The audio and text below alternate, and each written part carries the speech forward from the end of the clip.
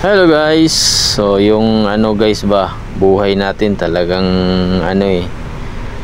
tanghali na nga ako nagbiyahe, sabay ng asar yung ulan. Bumuhos ang malakas sa Marikina. So anong gagawin ko? Napasa ako ng konti. Kaya pa-traffic na rin. Kaya ang ginawa ko guys, uwi ko na lang. Bawi na lang ako bukas kung makabiyahe ulit. Ganun talaga ang buhay.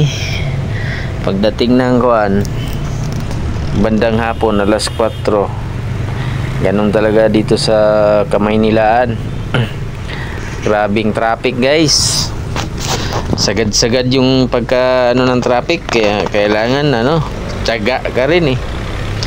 So yun lang guys. Thank you for watching. Video lang tayo konti para may pang-upload. Maraming salamat sa inyong suporta. Bye-bye.